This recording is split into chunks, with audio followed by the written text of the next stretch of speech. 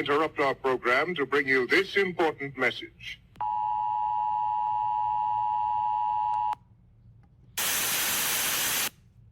I'm back, bitches.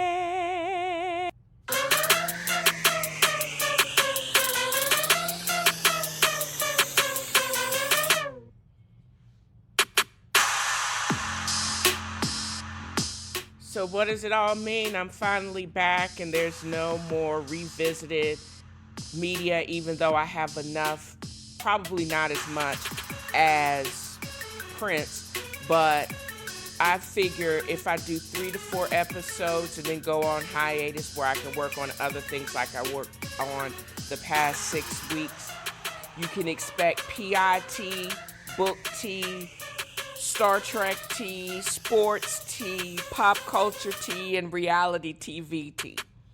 And in between, you could also expect republishing and chair twerking because I have bad knees and feet. Thank you for joining me for this episode of TNFro is Reading, or a bonus episode of TNFro's Bar if I get sponsors, but not until then. And enjoy this shake mix.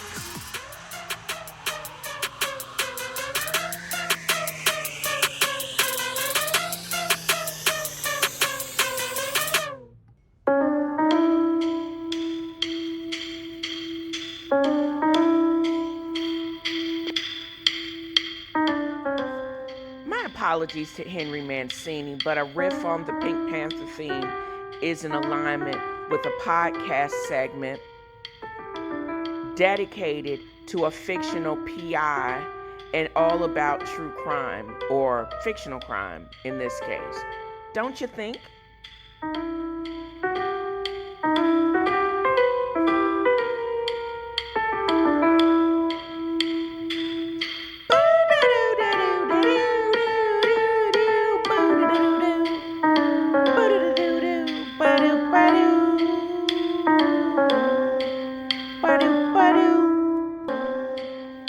A scam is a scam. There are some frauds so well conducted that it would be stupid not to be deceived by them.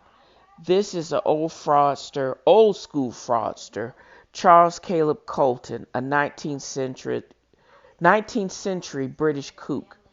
He was a cleric, a writer, and he himself was a scammer. He fled from his creditors,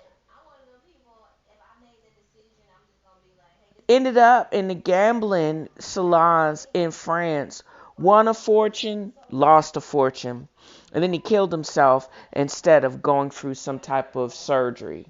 I don't know if I would want to go through surgery without antibiotics and clean, sterile technique in the 19th century. As I rewatch other seasons of Real Housewives of the OC, I just realized just how flippant and conservative and Stepford wife these hoes are. And it's like the most conservative is the most broke. I'm looking at this Kimberly bitch. I think it's Kimberly.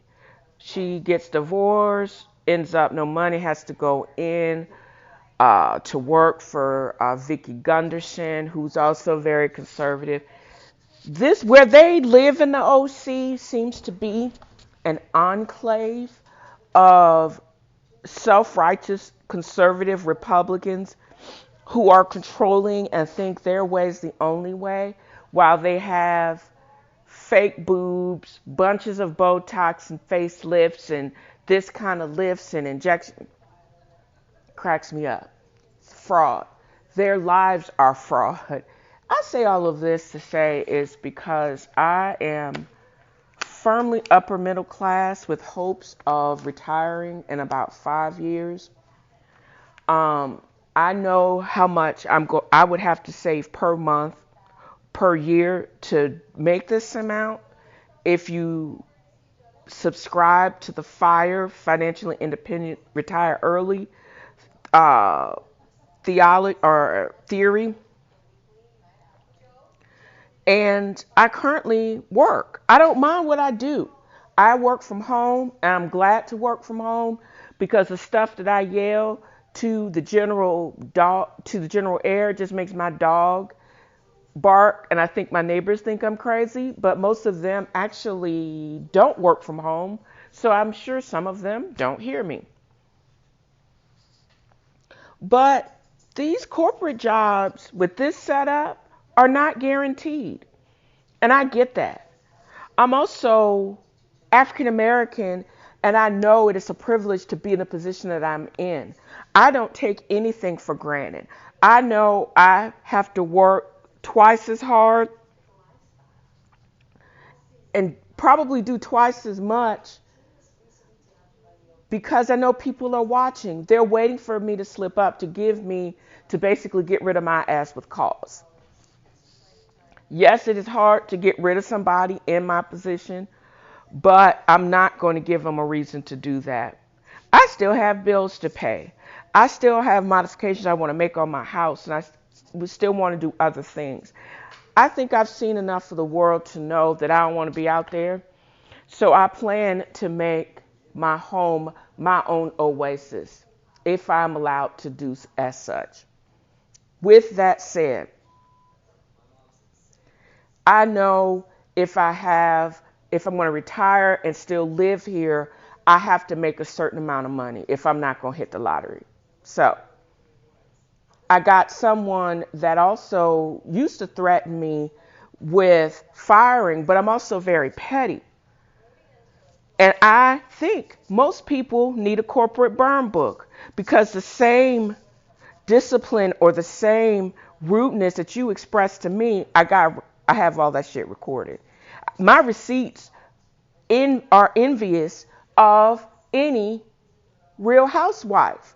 So run tell that.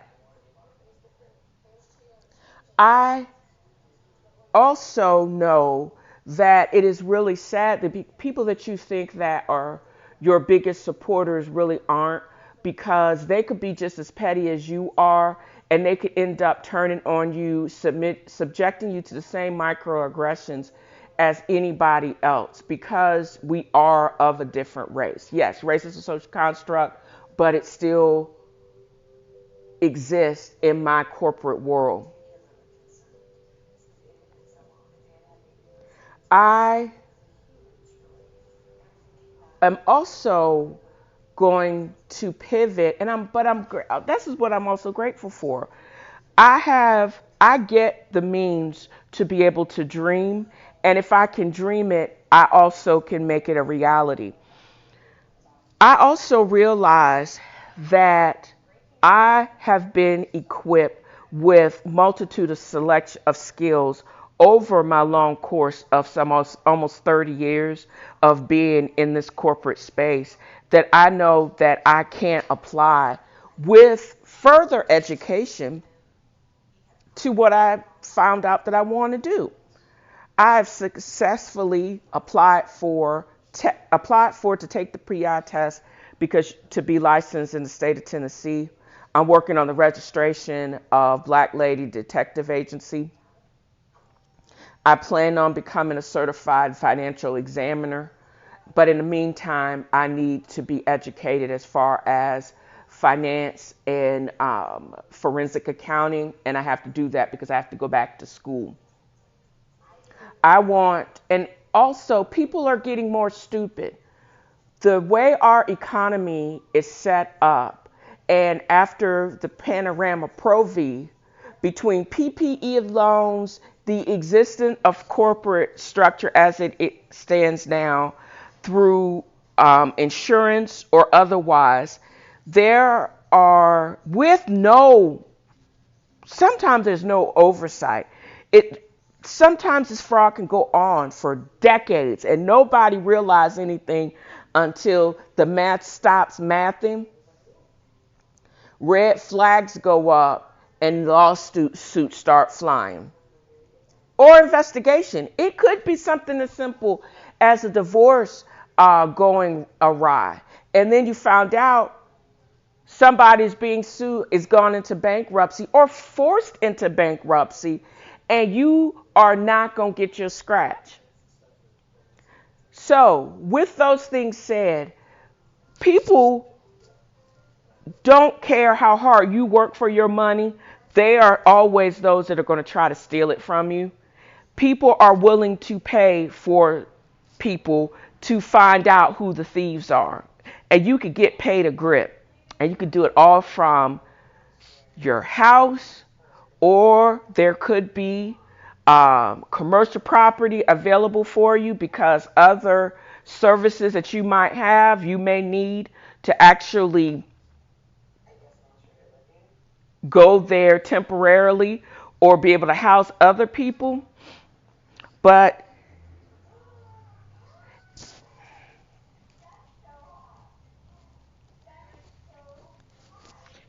and I'm also thinking of what I would have to do to have the servers offline and to have certain computers that actually only connect to those. Oh, this is going to be so much fun, and I'm actually so excited for it. The idea that I could actually still work from home, have a great business, um, and set up the same network, even though I'm not doing electronic medical records anymore. I'm not working from somebody else's queue, but I think I have enough knowledge to be able to design a system, a self-contained system that is also safe, that I would love to rival that of Amazon. So who knows? All of those things are coming down the pipeline. My ability to recover others' assets and just my general nosiness, I think that's going to actually serve me well. I'm excited about this next steps in my life. You can put one foot in front of the other as long as you're going somewhere. And I feel that these steps are really going to allow me to go somewhere.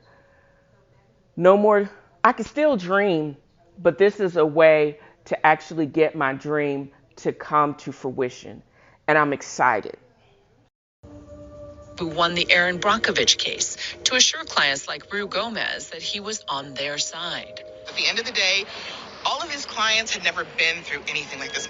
They're trusting in the guy, the Aaron Brockovich lawyer, to help them, and he didn't. It's been a solid 5 years, 24/7, thinking about how to get to this day and not knowing if it would ever happen until the moment I heard the verdict.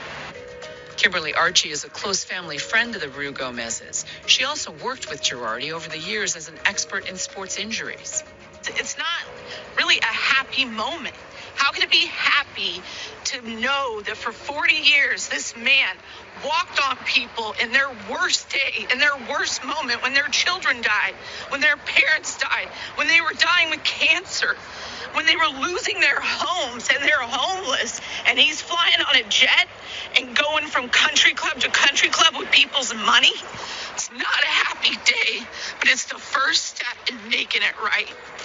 Many of Girardi's former clients and people who feel wronged by the attorney were there for the verdict, even though their allegations weren't directly on trial.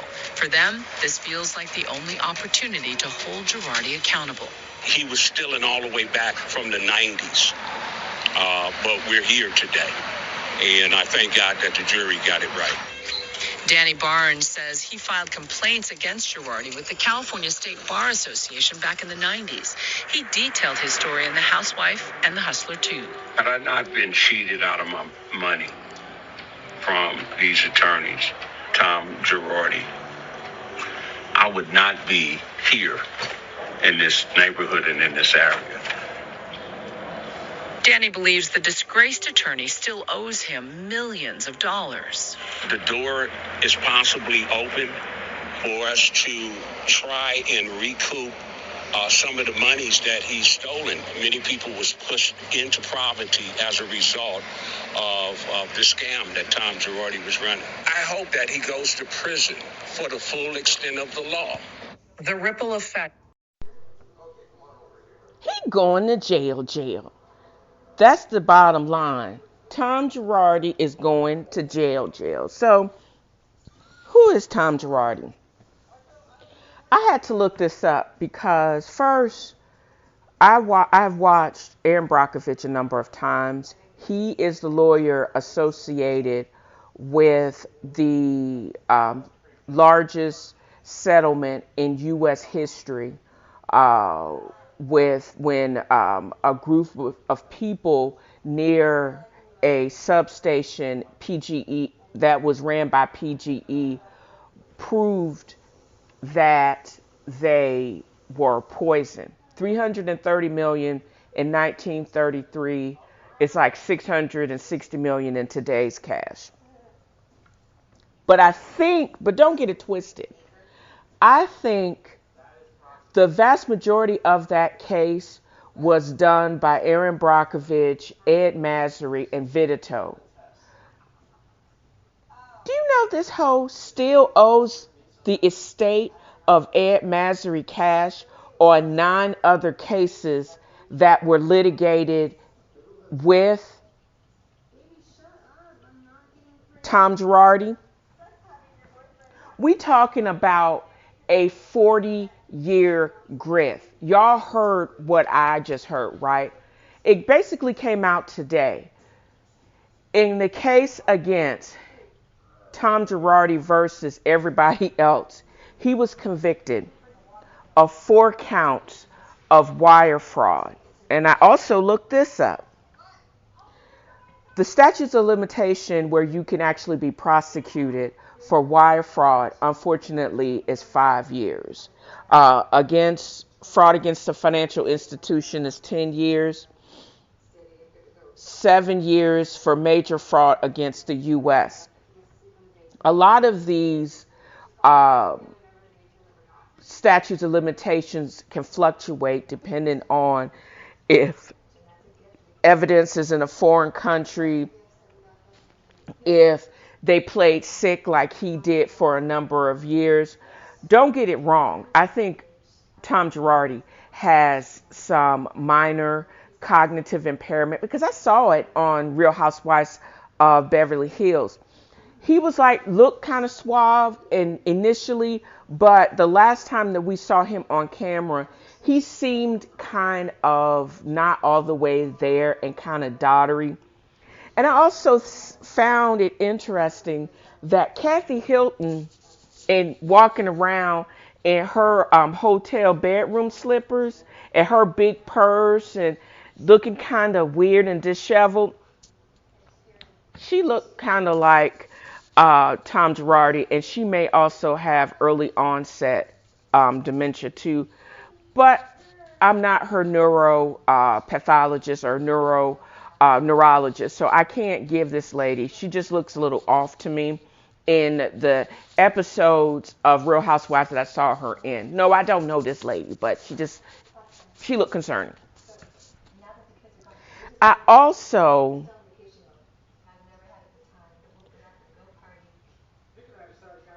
commented on, he's been doing this for 40 some years. So old boy that got by Tom Girardi, I don't think you have a prayer, bruh. He may owe you a lot of money. Just get in line. I don't think I'm going to have to rewatch this again because I find it fascinating. He may be off the hook for your crime because of the statutes of limitation, I'm so sorry to say. Also, he tried it with Masry and Vidito. I think, I'm going to have to look up Aaron Brockovich. I think this is the one that Julia Roberts called homegirl. You got just a ill-fitted, which I think is funny. She had done all this work. They swooped in, didn't know anything about the people, and said she just got ugly ass shoes or whatever. I think that was who she was referring to. And I think there was they said he was on the level of a Ponzi scheme, like Madoff Ponzi scheme. And if it had not been for the Panorama Pro V, and this house of cards would have continued in perpetuity. I think he had enough income. Was smart. He had leverage. His association with blockbuster, Academy Award winning movie Erin Brockovich to basically, and he had the California bar in his back pocket because he was and also California politicians on a local and national level to be able to cover up his grift. That's why he could do this for 40 freaking years. They said there were over 200 odd complaints against this hoe that never saw the light of day. And there were so many people on so many levels that was complicit in this scam, from the investigators and consultants with the California bar into the local CFO. Everybody, and also lawyers. They also knew he was on the take. And it makes sense that because when the money stopped flowing, i.e., he got R. Kelly, because he had people taking care of stuff. He had multiple houses. Some of them were in Erica's name, and he could basically liquidate when he wanted to from an LLC he probably created. He basically said, I'll support this if you continue to look great. You got a black card, a couple of black cards, and you could use them at will, but you don't even have a debit card. You don't even have access to the money you probably did make when you were actually tearing it up after you had your video. After you even went, for the first several years, you went on Housewives, and then the story broke. You wilding out trying to protect a man that was basically robbing Peter to pay Paul. He robbed from everybody and only paid himself and your bills and buying you $1 million earrings, girl. Although she has not been implicated in any of his criminal cases, there are a bunch of civil cases that people are going after her because of ill-gotten gains. He basically raked in all of this money, just like you heard that consultant from Rue Gomez. Rue Gomez was a young man that unfortunately had sustained and survived 90% burns to 90% of his body. He depended on this multi-million-dollar settlement for because he's, of course, permanently disabled, was going to require a lot more medical care for the rest of his life. That's what he saw, that massive settlement that he was actually won. Never saw a dime of it. But how they were able, he was one of the 4 complainants, because after you settled these cases, and the other people, Edelson, who is that? Edelson is one of the lawyers. This sounds like we own some Erin Brockovich Massery Vidito shit. Edelson is a Chicago law firm that was a part of the litigation that stemmed from the massive lawsuit against the Lion Airline crash and Boeing. Lion Airlines is a 600 number, went down and crashed into one of the Southeast Asian seas. There was faulty navigation system and design defaults in the Supermax that grounded that particular airplane for a number of years. The widows, orphans, family members sued the air company and Boeing. The crash happened in 2018. Boeing settled soon after that. Because the litigation was in Chicago, Girardi Keese, Tom Girardi's law firm, partnered with Edelson in Chicago because that's the court where they actually settle. However, since Girardi, they contracted initially with Girardi, a California law firm, all of the settlement money was deposited into Girardi firm's coffers. February. December of same year, courts are closed, everybody's work from home, cash flow drops from millions, tens of millions, to just a couple of million.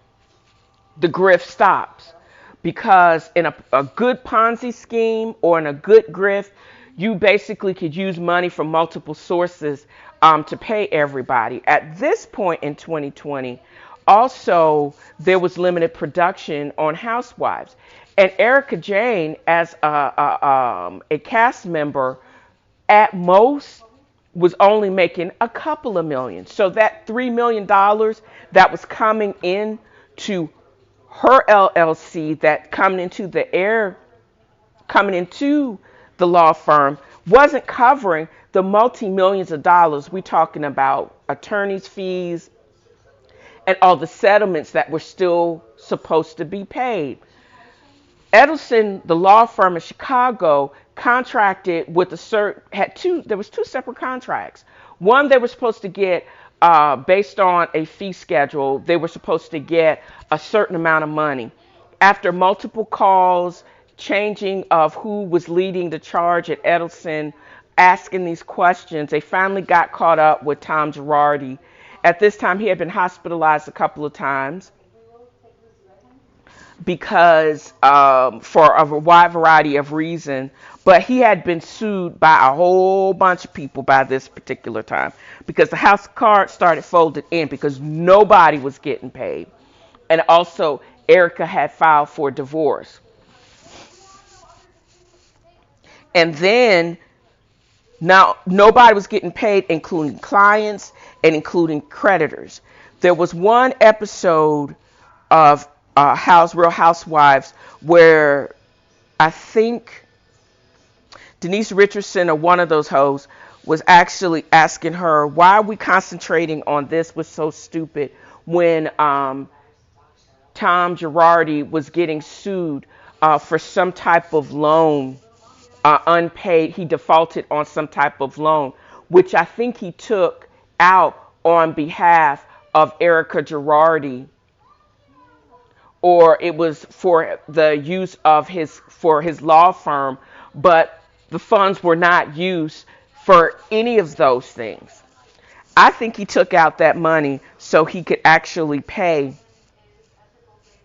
the clients like Ed Masry, or the claimants from the settlement from Lion Air. But he defaulted on that loan. And that was one of when it really started to spiral out of control. They allege anytime you wire money into somebody's account for the express purpose of basically paying off these litigants, orphans, etc.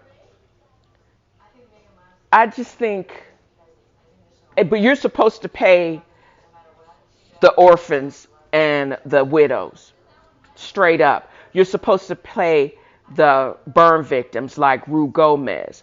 But then if you in fact wire that money to somewhere else and don't use it for the express purpose of what those money are used for, you can get a charge and an indictment, and you can actually get not only charged, but the government can win the case. He had 4 convictions for wire fraud for those 4 charges.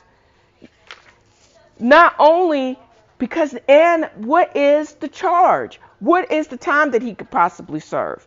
20 years per charge, 250K up to 500K.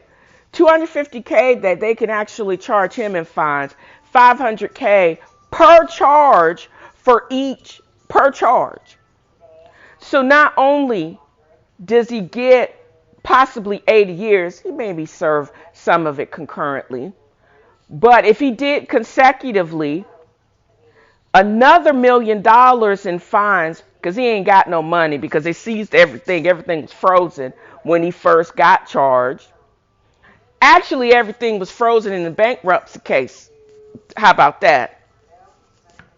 And 500 grand per charge for the now defunct Girardi Keeks, which is another $2 million that he ain't got because his creditors forced him into bankruptcy when all of this stuff broke back in 2021. Edelson basically used some of the funds to pay evidently to pay some of the litigants from the Line Air case. But there are so many other people like Ru Gomez and that said he actually won some law case and never saw a dime of that. There's some other people that have waited up to 5 years, 10 years, 40 years, 30 years for this to happen because he's been tripping for the last 40 years. This made case with these 4 litigants may be settled, but there seems to be the statute of limitations are running out now because because the bankruptcy, his creditors, financial institutions, everybody is coming after him.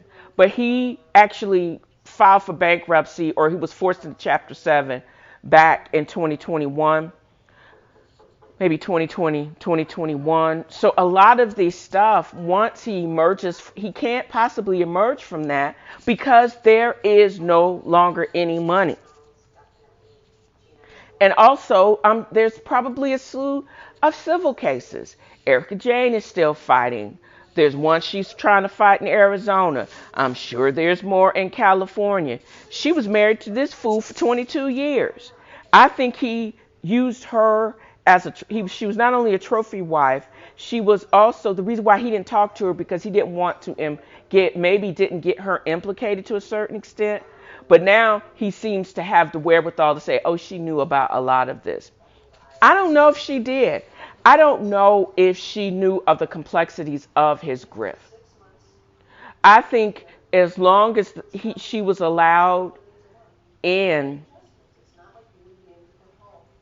and she was allowed to do what she did, but when the heat was on, I think she probably would have stayed with him if it hadn't showed when she hadn't gotten that first lawsuit dropped. And then the level of depravity that she was implicated in, I think that contributed to her finally filing and getting out because the pot was hot and he was getting ready to go down. And as soon as she distanced herself from it, but that did not excuse her from all the crap he had did because they were actually married for 22 years. It doesn't absolve her of any of that because he used her LLC probably in other bank accounts in her name, in her company's name, even though it was not with her knowledge. He still utilized her to do his grift.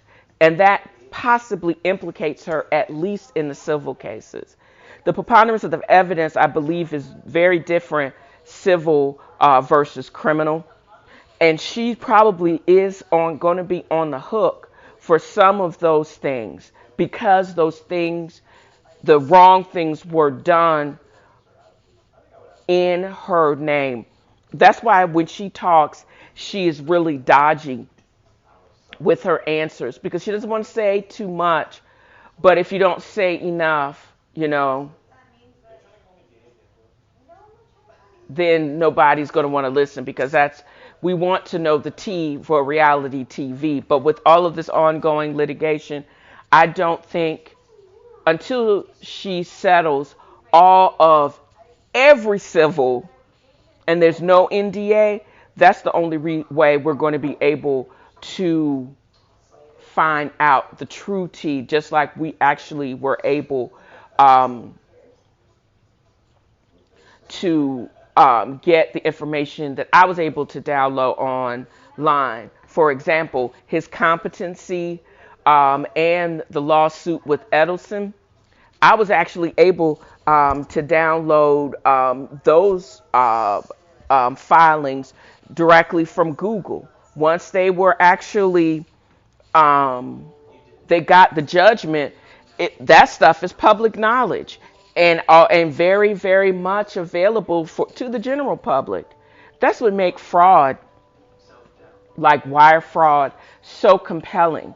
Now, wire fraud, unless I was hired as a forensic accountant, I wouldn't do that as a individual private investigator or a examiner. I would probably be hired by a law firm. Me and my group would be hired for the law firm to do the more in-depth, deep legal deep dive, to be able to look where is the money, to find out what came in and how it was actually spent. And was it actually spent for the intended purpose? That is how you prove fraud, wire fraud, etc. Bank fraud, major fraud against the U.S. How all of those things. Money in this case, about 20 million bones. And what went out. Videos for Erica Jane, extravagant lifestyle, staff for his houses, lavish trips.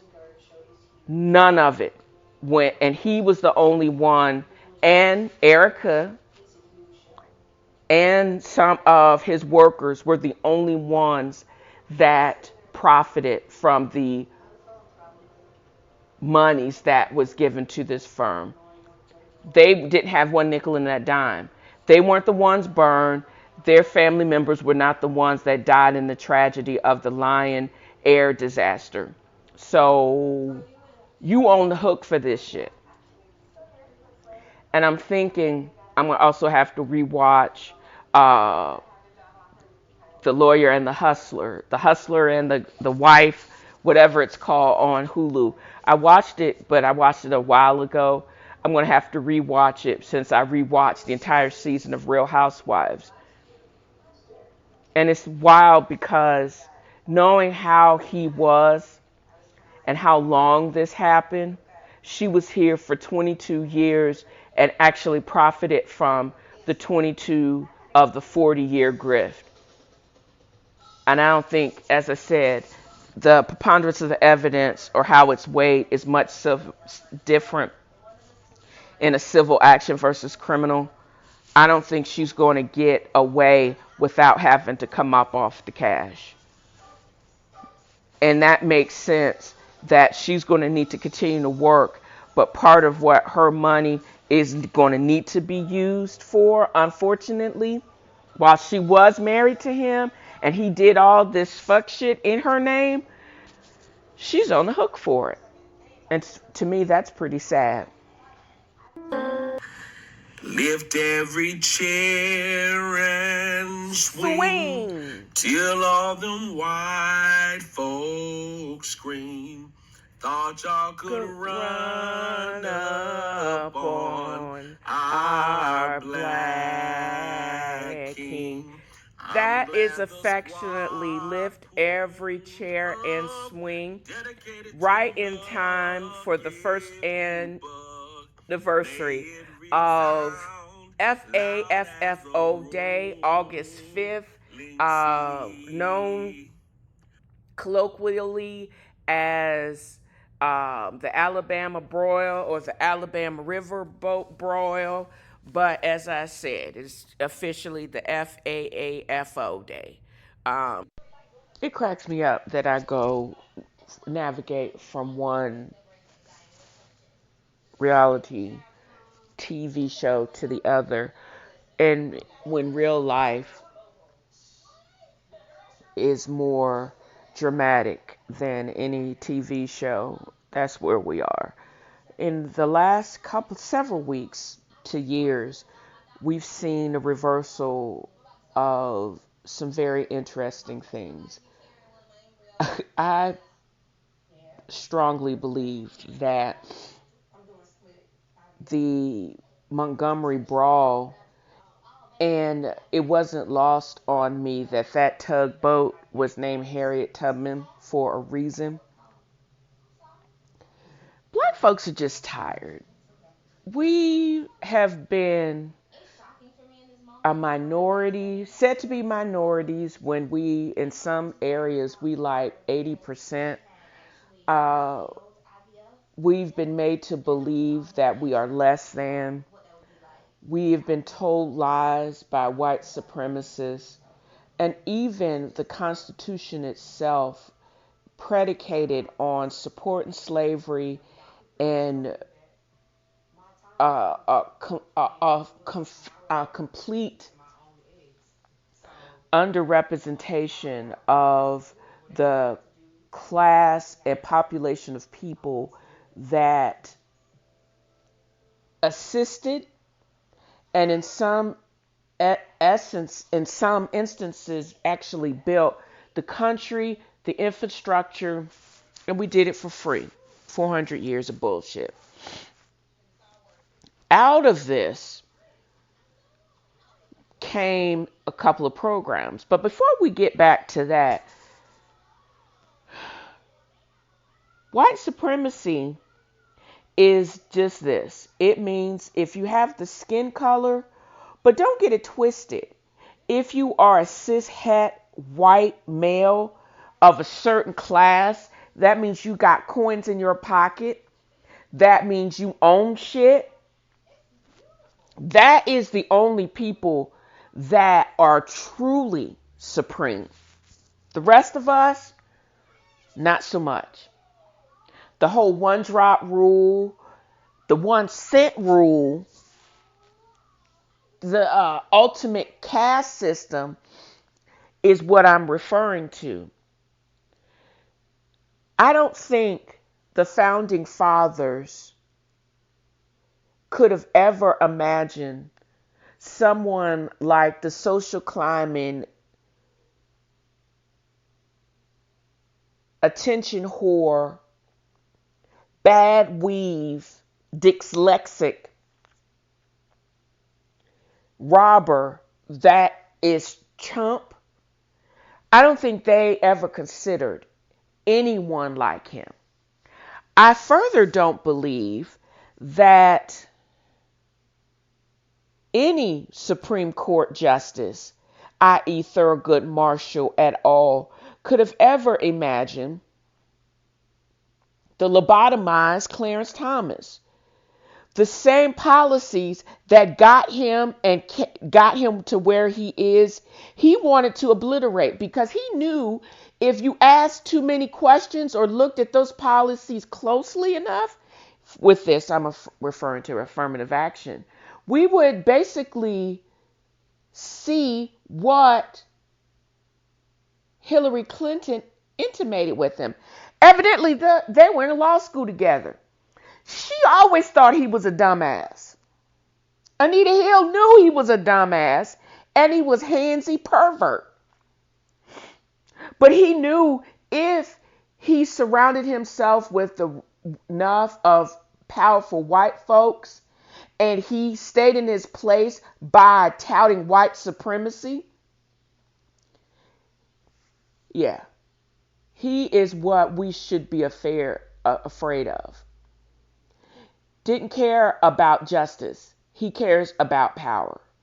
And that's why these ultra-conservative MFers are very concerning. They don't care about us.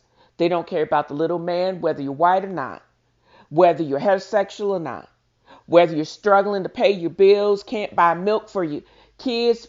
They may be lactose intolerant, but go figure. And you can't even buy the alternative, because even that almond milk and rice milk is high. They don't care. You got to actually decide if you're going to buy medication or put gas in your car to go to a job that doesn't pay you a livable wage. They don't really care. They care about the power. What policies were the policies that were supposed to basically equate and decrease discrimination have been basically overturned because the chumps of the world made it okay for you to believe that, number one, even if racism does exist, I don't want us to talk about it, and I'm okay being oblivious. That's what Der Fuhrer in Florida wants you to believe.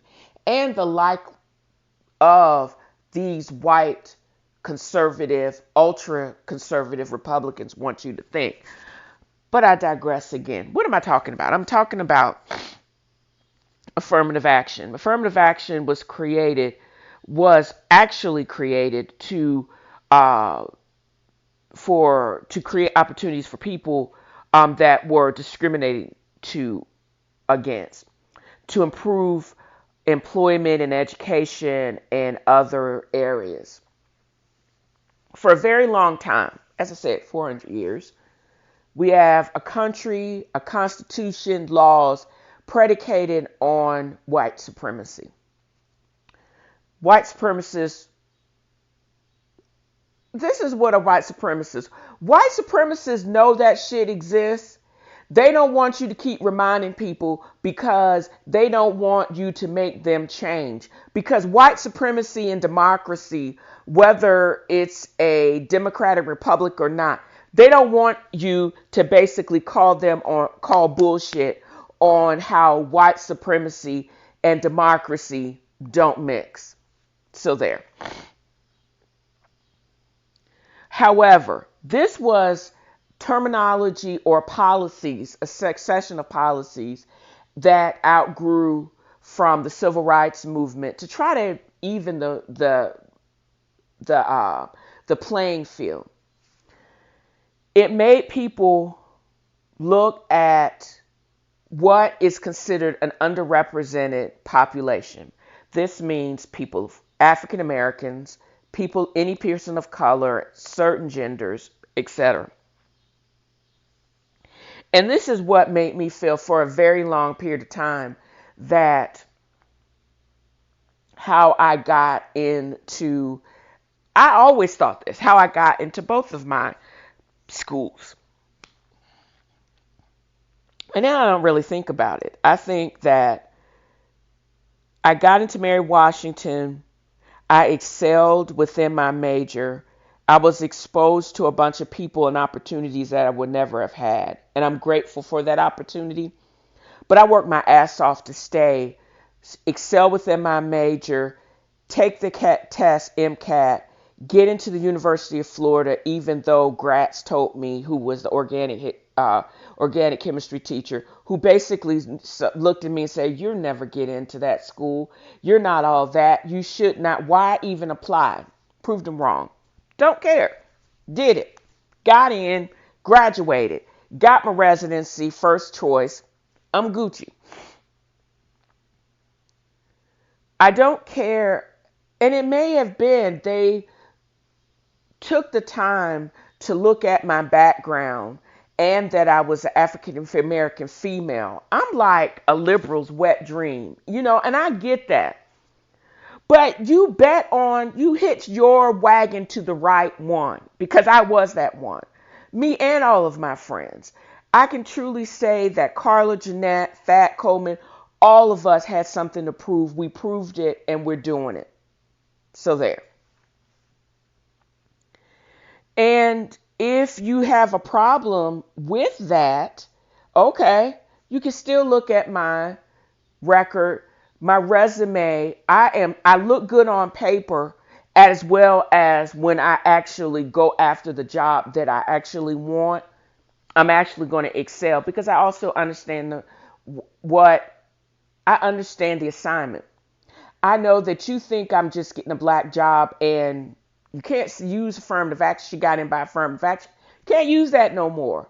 What you can use is you can actually believe what's on paper, because whatever job that I've actually done, I've excelled at, and you will get someone that will work harder than anybody else. And because I'm petty, I also got a burn book that also prove that the people that don't look like me are still dumbasses. So there you go. Because I know I can have it both ways. And I know between getting the receipts, I've been taught by the best.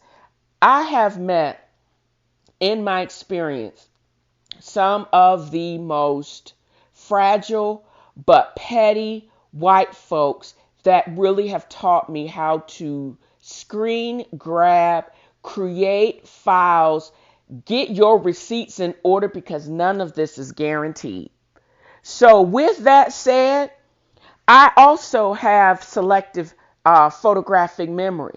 I am always going to remember when you say some fuck microaggression shit. So you have been warned, because I don't like to repeat myself. And I've seen the demise of it, but I also knew what time it is. Left at your own devices, people are not going to do the right things. And when you tell them that they don't have to do the right thing anymore, they're going to revert back to what it up. MIT's proved it. MIT says they have seen a decline in all representation. So any Asian family that thought that they wanted to even the playing field because all of y'all wanted to get an MIT, y'all have basically shot your own selves in the foot, because MIT is now standing for a mighty white again. That's what it should be standing for. Nobody's getting in MIT anymore. Their class picture looks like it did 30, 40 years ago, where there was no representation. No black folks, token or otherwise, and definitely not no Asian folks. Good luck with that. So the Princetons and the Harvards of the world, unless you pay somebody, your asses ain't getting in, bitch. And y'all did this.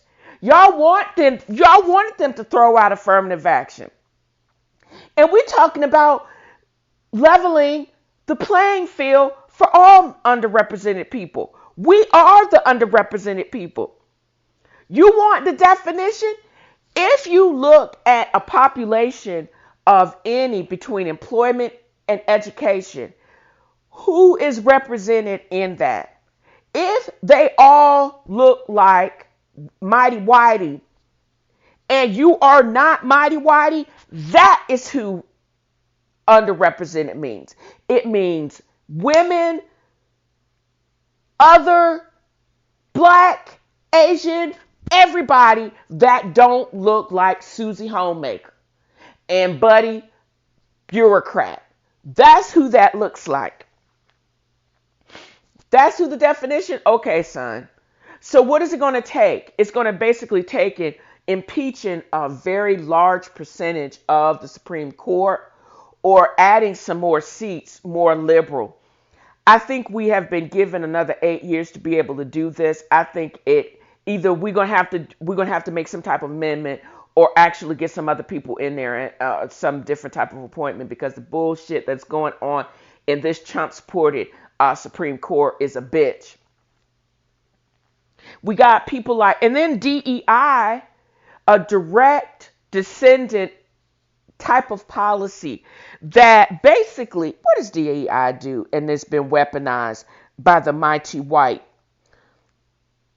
Stands for diversity, equity, and inclusion. It increases representation of underrepresented groups, addressing discrimination and bias, creating a sense of belonging for everyone, avoiding gender terms, being mindful of cultural differences. This has allowed big corporations such as Lowe's to basically backpedal and dismantle from a corporate standpoint and from a state educational standpoint, like they did in Florida. And I'm sure the same bullshit is going on in Tennessee too. And the same bullshit is going on in Texas and Louisiana and everywhere else. Great. So this is what happens. You basically dismantle those types of programs and you make it okay to allow microaggressions, etc. The only thing I have a problem with these programs, being in a corporate structure that touts itself to be diverse, etc., and mindful. I'm not the target audience. I think I know. I'm the only black medical director. Yes, I actually am. We got a few women, but it's predominantly cishet males, old white dudes. Got one Italian dude, but I don't think he's basically white, just spicy white. But I only was required to be in there because people wanted my perspective. FYI, don't give a fuck. Y'all got the teacher. You got the DEI teacher. I'm not your target audience. Being in those classes are a waste of time because I'm the underrepresented, the person that y'all need to be mindful of. It's great now that you know that there's one black medical director, but okay, I'm not going to be the teacher for the entire commercial product. Y'all need to get the fuck out my face. All I want to do is be able to do my job and not wonder if I'm going to get stabbed in the head or somebody's going to say something crazy, which they always do. Therefore, their burn book, that these DEI programs does not subject or does not subjugate the fact that I actually have to have a burn book because I know you bitches. Y'all think that y'all can do this shit, that I'm not going to pick up on it because, again, I'm only supposed to be a pediatrician, but I'm also a petty corporate person that know what time it is. You can try me if you want to. And like most people say, you can try Jesus. But affirmative action and DEI programs, and the DEI programs have been weaponized against the ultra-conservative right to basically say, this is why we got to dismantle these things. Because a white supremacist doesn't want to be told he's a white supremacist. He just wants people to accept it. He don't want to be told he's wrong because, again, he's a white supremacist. Whatever he say is bond. So why wouldn't he want these programs to be demised? Why wouldn't he want to be able to utilize the Candace Owens and the Clarence lobotomized Clarence Thomases of the world to dismantle those tools that could help to a certain extent uplift a whole race of people? Not just one race, but all underrepresented races that basically put them on blast and make them know that white supremacy and democracy don't gel. You have to be one or the other. And you actually cannot be a white supremacist and say that you really want democracy. Because again, they don't gel. You need to be in a absolute monarchy, etc. That's the only way that white supremacy. And we saw what has happened to those. We don't have any constitutional monarchies anymore. What's going on in Great Britain right now is bullshit. There are none. If you want to be like Putin, you got to be a communist. You got to be a rip-roaring madman like they got in China. You can't be an absolute ruler and say you want democracy to survive. White supremacy and democracy don't go hand in hand. And I believe that, and I don't think the founding fathers in their scurvy, vitamin D, vitamin C deficient minds knew those two things could not exist. Democracy in its purest form, either a democratic republic, etc. You can't have such extreme viewpoints can actually exist, but you can't have one extreme or another persist or dominate. There has to be a middle ground. And it was always how can I say this? There was always, these programs were band-aids on a bigger problem. Affirmative action and DEI in their purest forms were never going to basically change the minds of white supremacists. They were programs to be built upon. And since both of them have been dismantled, what is going to be the next iteration when we swing back to some type of middle ground to basically get people to be actually representative, and for people to want to make their corporations, educational institution, etc., represent what a democratic republic society looks like. Because it's just not one race, because race is a social construct. Why can't it represent a functioning society where people really do look different, but they all are working together so everybody benefits? What is it going to take to basically get us to that? Yes, it's going to take policies and laws, because I would gather humans are hierarchical creatures. They're not going to act right until you say you make them act right, unless there's repercussions. That's what one of the things what I think affirmative action and DEI lacked. There was no teeth. There was no repercussions for when you didn't act right. You can have the law, but what are the repercussions if you decide to basically not follow the law? When do we basically say, oh, you want to dismantle all these federally mandated things? And so that means I withdraw your money. When you hit people in their pockets and you mess with their coin, they will actually act right. Oh, so you don't want to have make it expand Medicaid and Medicare. So that means we gonna withdraw hundreds of millions of dollars. Oh, okay, then you start acting right. Then you expand Medicaid, Medicare.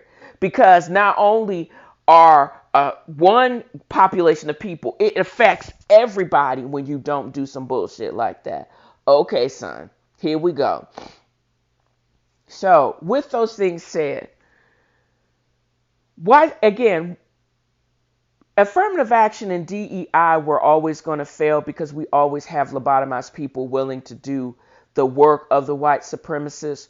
White supremacists don't want to be told that they're white supremacists, even though they know they're white supremacists.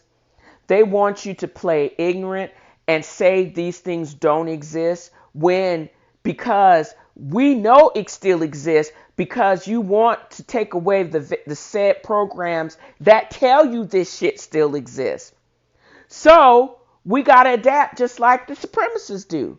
Because, again, white supremacy and democratic republicans and democracy don't gel. You can be a white supremacist, but it will be the demise of democracy if you allow those white supremacists to run the democracy, because they will pervert it and subvert it. And this is just my opinion. Just saying. Oh, day. The Shady Bunch, the Shady Bunch. I hope turning up for checks to pay for fake lifestyles were to be a part. Pay for fake life. I don't know how many people realize that reality TV is hit. Some shows have hit an ultimate high. Some shows not so much. I did not ever watch Vanderpump Rules until the last couple of seasons, when the scam or saga broke. Tom Sandoval was one of the cast members of Vanderpump's Rules. Uh, he cheated on his girlfriend with one of her supposed good friends on the cast. They milked it for all it was. It was on major network news shows. This just tells you just the state of news in this country, but I digress. And this last year, I think it was 1 year too much. I think they should have gone on pause, or they should have revamped the cast, but they didn't. And The Valley came out. And some of those cast members were original to, evidently, to Vanderpump Rules, which I did not watch the earlier seasons. Probably will. Because what I've watched is how Jersey blew up itself, and this season was so stupid and boring. And how Real Housewives of OC with the Tamra Judge and the Jesus Judge of it all with Alexis, and how a DUI from one of the OGs, Shannon Benito. What's that lady's name? Benito? One of them. Bento? Benito. One of the toes. Anyways, how it has revived and production has made some choices to revamp the show in such a way that it's actually exciting. But then again, I started rewatching the earlier season again, and I was like, y'all are, I see a bunch of privileged kids. Gina, one of the OGs, how her kids were calling each other the F word. I was just like, my head is hurting. And it's awful. And it went from that nonsense to this crazy nonsense. And I'm here for the new nonsense, but the old nonsense was just that nonsense. But I started at, I don't know if it was season 4 or 5 of Real Housewives of Beverly Hills, because this last season of Real Housewives of Beverly Hills has been one of annoyance, and it was not the best season. And I think I started rewatching previous season because one of the things, if y'all know me, you know that I am a raindrop. Reality with the King, Carlos King. He actually was one of the famed producers of Real Housewives of Jersey and Atlanta. I'm watching his series Married in Huntsville, Love and Marriage Huntsville. And it is black folks on crack. But anyways, he basically said that they, Cal Richards and Mauricio Umansky, there was certain scenes that were shot after they had wrapped, because it didn't break until the show had wrapped. And I probably, when they filmed, prior to them filming the reunion, that those two had split.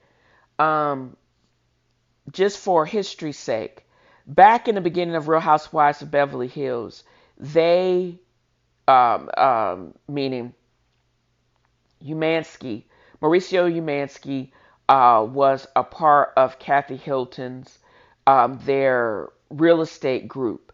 He broke off, started the agency, and it basically blew up, outshadowing the Hilton group. Kathy Hilton became the matriarch of her family due to marriage and due to her approximation as a socialite with Paul Hilton of those Hilton. He basically is a direct descendant of Conrad Hilton of Hilton Worldwide, the hotel magnate. Anything you know about the dynamics of the Richards girls, Kathy Hilton was the grande dame of Beverly Hills. Everybody, including her sisters, had to bow down to her. So when Maurizio, the Hispanic Jewish person, broke off from that group, and she and her husband did not get his just due anymore, she had to put her little sister in check.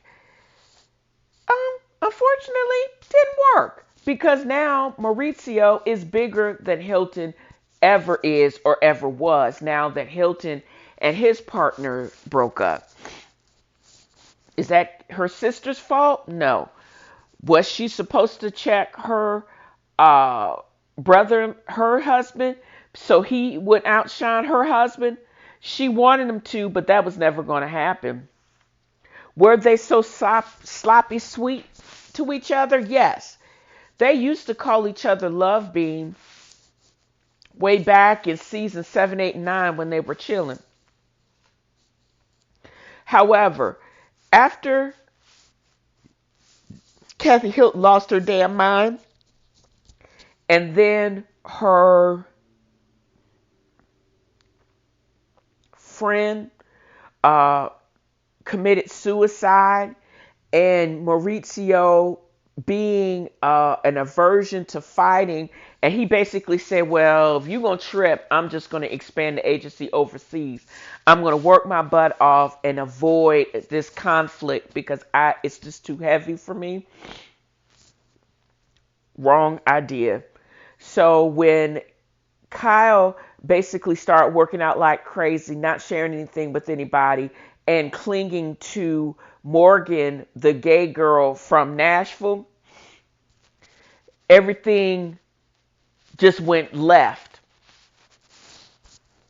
And they continued to play in our face for an entire season of Beverly Hills when we had this going on. So we got to enjoy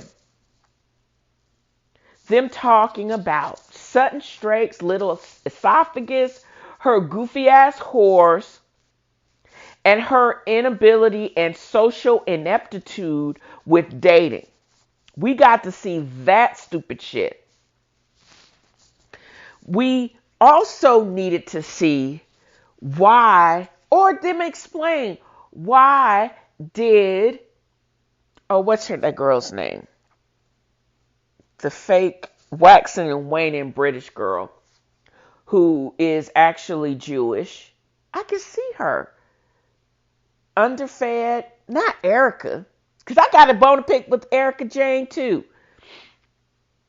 We're not talking about her. She didn't say that she sued Tom as a creditor, which is hysterical, because she knew she wasn't going to get anything. Now that he's actually, this is me, a side note, Tom Girardi actually was convicted of like 4 or 5 counts of wire fraud.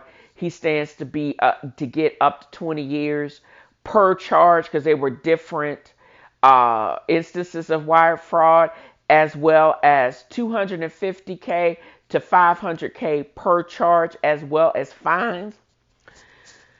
So now that he has been deemed competent, now the bankruptcies can proceed, as well as her finalizing her divorce. They say when the ruling came in, she was down in St. Lucia somewhere filming. I'm here all for that, because I saw her in a whole skimpy outfit with the headdress. I need to see all of that because I'm sure it's going to be better than the nonsense that we saw this past season. I don't care. I think the scenes with Garcelle Bouvier were cringy with her kids, and they seem inauthentic and fake. Sutton Strick's small esophagus was just annoying. Oh, what's her name? Erica, what is it? Lisa Rinna is not. Oh, what is her name? Kinsley, PK Kinsley. Who is PK Kinsley's wife? Y'all got me looking this up, and I've been fussing about her for a minute. Let's see. She does need. I wrote it about her. PJ Bitcoin.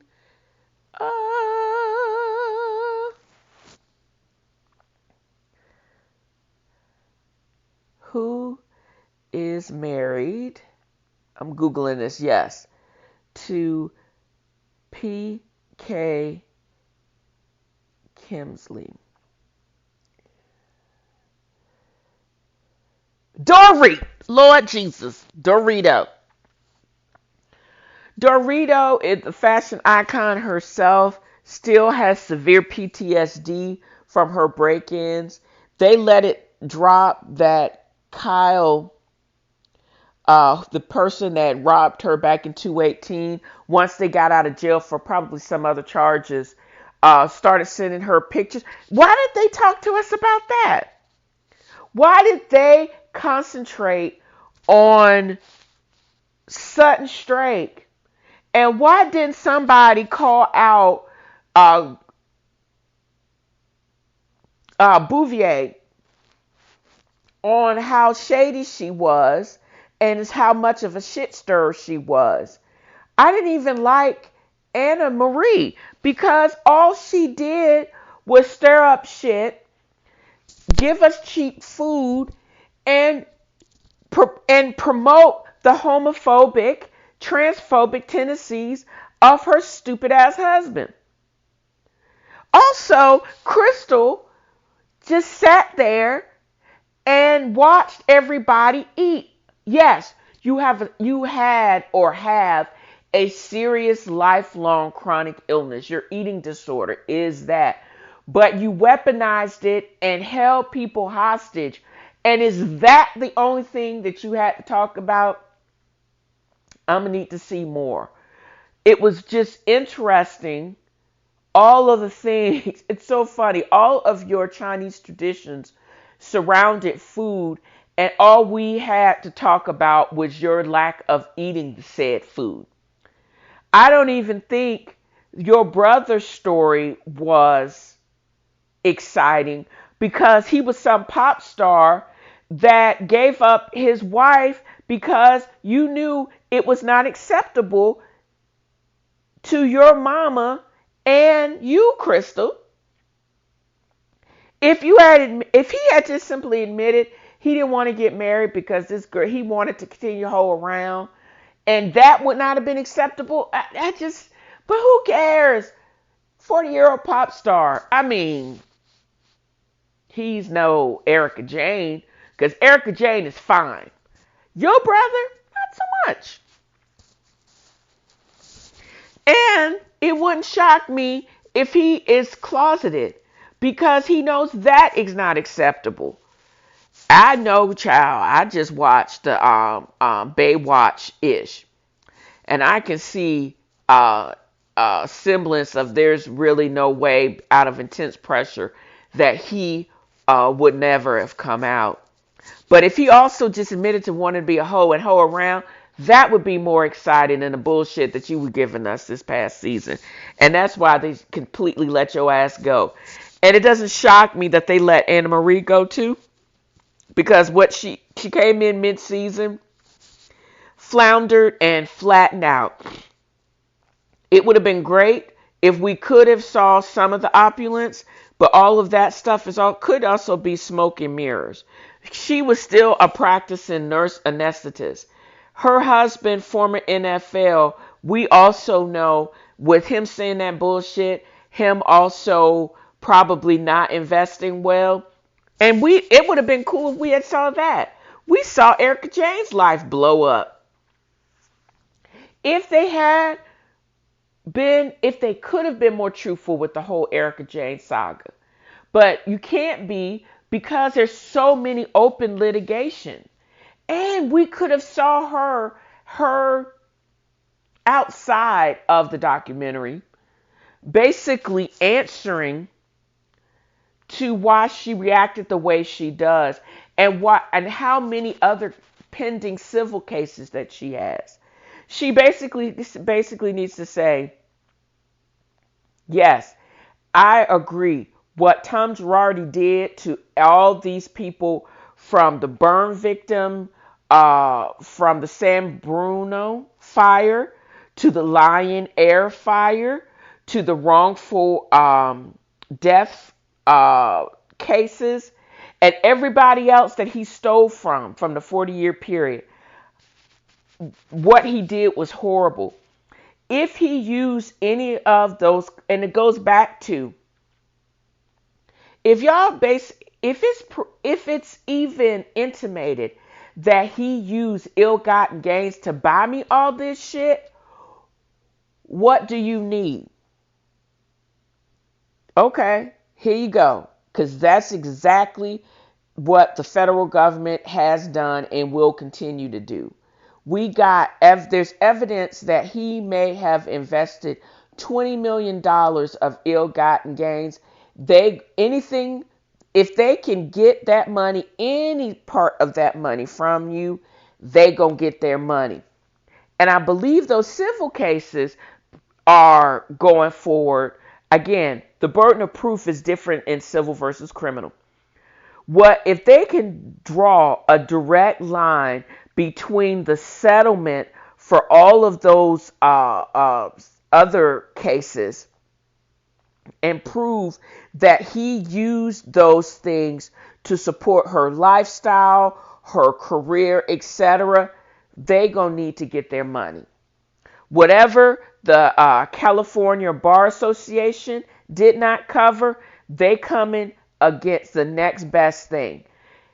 If any part of that $20 million that he deposited in Erica Jane Productions, and it can draw a direct line back to some of these other trust accounts, yeah, they coming for their coin.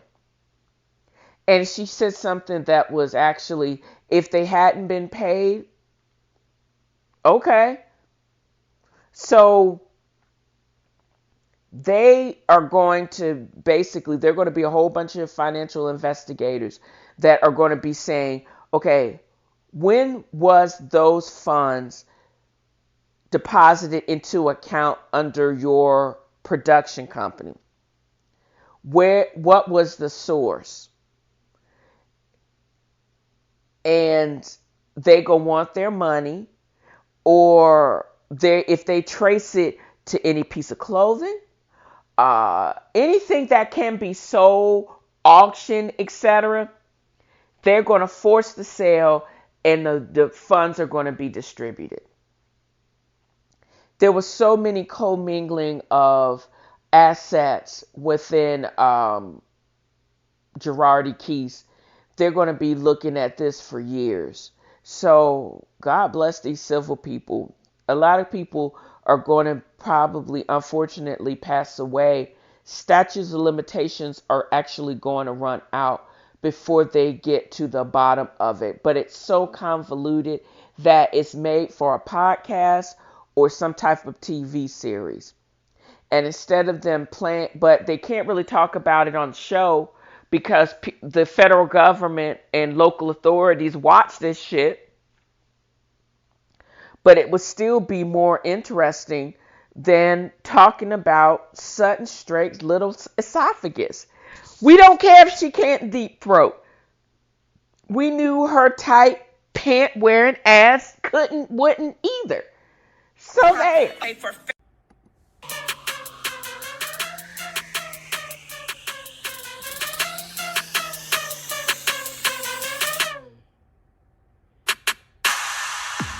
So that's how we're going to end this episode. And I'm going to end it with a positive word.